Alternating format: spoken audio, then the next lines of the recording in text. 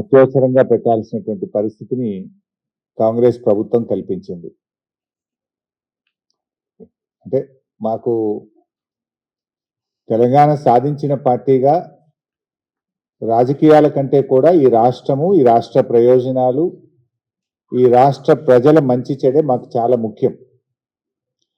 Because we are the fighters, we are the achievers of the state of Telangana. అందువల్ల మాకేముంటుంది, ఈ రాష్ట్రం బాగుండాలి, రాష్ట్ర ప్రజలు బాగుండాలనేదే మాది ప్రాధాన్యత. రాజకీయాలు అనేది రెండవ ప్రాధాన్యత మాకు. కాళోజీ గారు ముందే చెప్పినట్లు ప్రాంతం వాడే తెలంగాణకు చేస్తున్నటువంటి ద్రోహం ఈరోజు నేను బయట పెడతా ఉన్నా. దేశ రాజధాని ఢిల్లీ కేంద్రంగా తెలంగాణకు జరగబోతున్నటువంటి ద్రోహాన్ని పసిగట్టి బయటపెట్టి దాన్ని నివారించేటువంటి ప్రయత్నం చేస్తా ఉన్నాం. ఒకవేళ ఆ తప్పు జరిగితే తెలంగాణ నీటి చరిత్రలో ఈరోజు ఒక బ్లాక్ డేగా నిలిచిపోతుంది.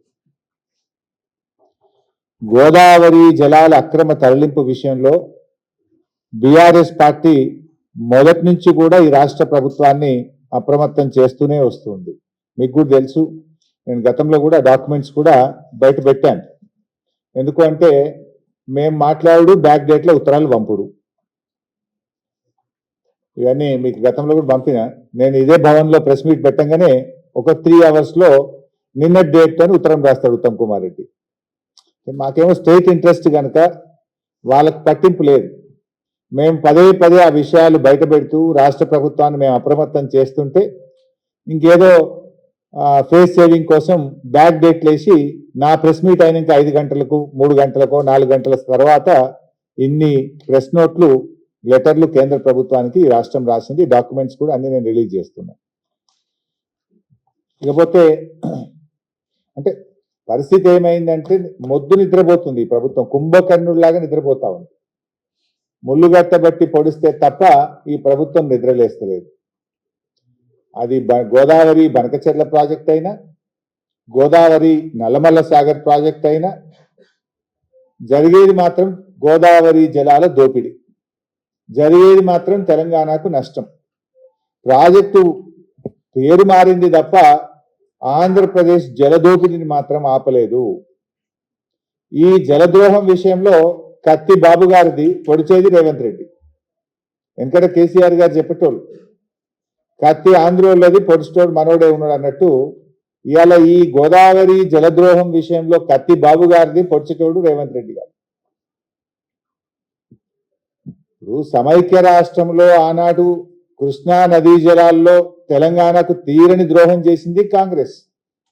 ఈరోజు గోదావరి జలాల్లో కూడా తీరని ద్రోహం చేస్తున్నది నేటి కాంగ్రెస్. ఇది మరో చారిత్రక ద్రోహం. ఈరోజు ఢిల్లీలో జరగబోతున్నటువంటి సమావేశం అది తెలంగాణకు మరణ శాసనం లాంటిది.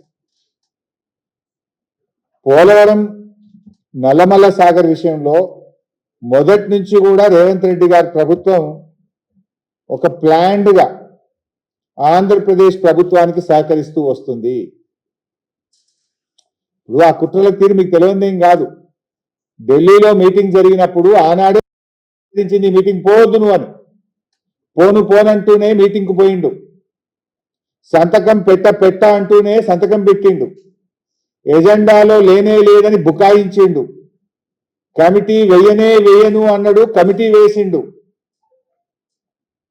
సుప్రీంకోర్టులో కేసు ఏవా బాబు అని మేము ముళ్ళుగట్టబట్టి పొడిస్తే ఆంధ్రప్రదేశ్ గోదావరి నల్లమల్ల సాగర్కు టెండర్లు పూర్తయి అవార్డు ఇచ్చి కాంట్రాక్ట్ అగ్రిమెంట్ అయినాక సుప్రీంకోర్టులో కేసు వేసిండు.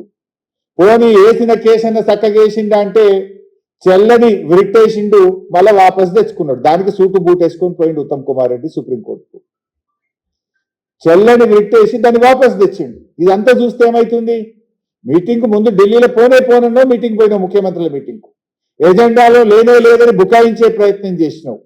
సంతకం పెట్టాను, సంతకం పెట్టినావు. కమిటీ వేయ అన్నావు, కమిటీ వేసినావు. సుప్రీంకోర్టుకు పోతా అన్నావు, చెల్లని రిట్ పిటిషన్ సుప్రీంకోర్టులో వేసినావు, ఆ రిట్ వాపసు తెచ్చుకున్నావు. అంటే పసలేని రిట్ వేసినావు. అంటే నీ న్యాయవాదులకు తెలియదా? అంతా తెలుసు. నువ్వు అందుకే నేను మొదట్లో అన్నా, ఒక ప్లాన్ ప్రకారం, ఒక పథకం ప్రకారమే రేవంత్ రెడ్డి గారు గోదావరి నల్లమల్ల సాగర్ కు సహకరిస్తున్నాడు, గురుదక్షిణ చెల్లించుకునే ప్రయత్నం చేస్తున్నాడు.